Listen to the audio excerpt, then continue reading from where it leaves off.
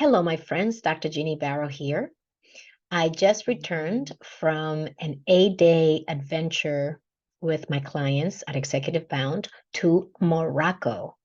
We spent those 8 days exploring the desert and Zagora, the Atlas Mountains, and the capital of tourism in Morocco, Marrakesh. And what an amazing 8 days that was.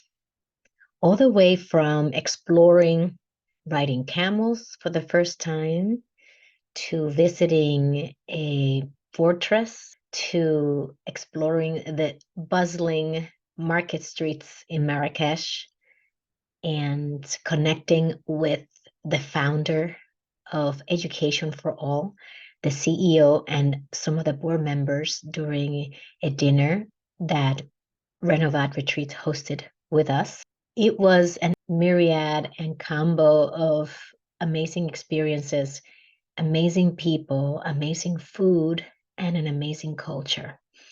And on our way to Morocco, we had to plan this a year in advance. And many of us are finding it tough to commit to a 1 year out type of event. And today's training, very quickly, is about your commitments to yourself. Many times we feel overwhelmed by everything that's happening around us, work-related, personally, so many responsibilities, so many unknowns. In many cases, it's related to health, so there's a lot of uncertainty there. Other times, it's about finances. Can I really afford to do such a thing? And one of the things I've learned, and one of the things that we strive to do, is to ensure that everything we do is as affordable as possible while not compromising quality and safety, and that it becomes as accessible to all of us as possible. So let's talk about commitment. Commitment to yourself, commitment to the experiences you want to have in life, and to living a fulfilling career and life. What does that look like for you? And how many things are you saying yes to? That's a great question. Are you primarily saying no when opportunities come up, or are you one of those people who begin to look for objections first? If you are, that's great, because that means that you're very analytical, like most of us are. However, the difference is, are you willing to say yes to yourself after you've done those analyses? Are you willing to set aside the fears and the fear of the unknown, quite frankly, to say yes to yourself? We're going to be doing a masterclass during this week, and it's about confidence, assertiveness, and building a support network. Part of building confidence is when you say yes to yourself, you are open to exploring what is there for you, even especially when you don't know what the outcome could be. However, all of us are going to be safe. We're not going to do this in an unsafe manner. All of us will be connected with each other. We will have each other's support. So we're doing it in a group, etc. What are the circumstances around what you're saying yes or no to?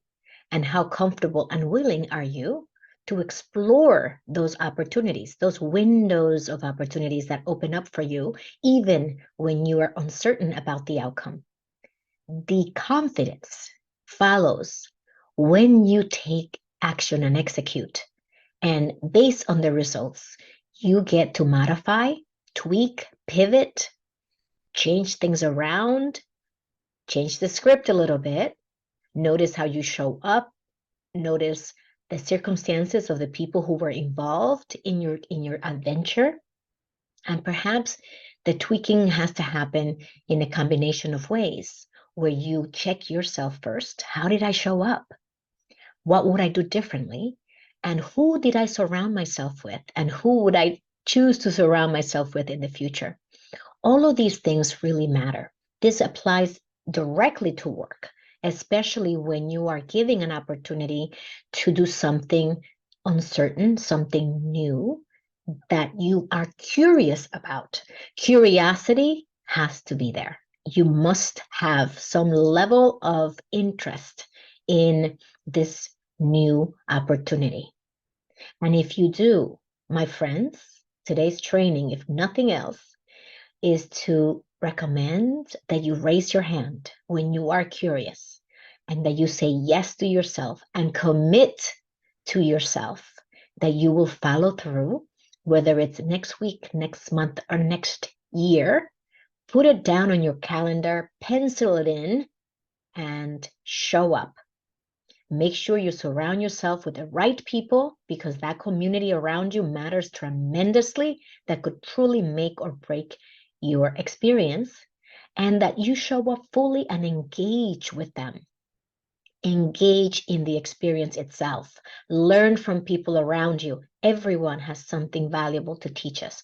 Everyone.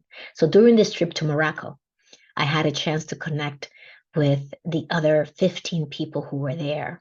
And we met at different stages in the trip. Most of us were all together in Marrakesh. And I had a chance to sit down or to have conversations while we were walking with each person on that trip, including some of the women who have been part of the Education for All program. Two of them graduates who are now part of the Renovat Retreats experience. And as I sat with them or walked with them or dined with them and learned about their stories and shared my story, there was a sense of belonging. And my friends, if we're feeling isolated, if we're feeling like we don't belong, like we're not valued, like we can't share our stories safely, perhaps we should start with ourselves by being that person who creates a safe space for others to share their stories with us. If you're feeling lonely, if you're feeling like you're not belonging, start asking others about their stories. And you will find that in listening to their stories, you'll get to share your story and increase that sense of connection that we all have to each other. So that's what I'm going to say today. If you like to connect with me, always visit executivebound.com/events, which is where we keep you up to date as to what is happening with us at Executive Bound. And you can always connect with me at callwithginny.com. Live with purpose, live with joy.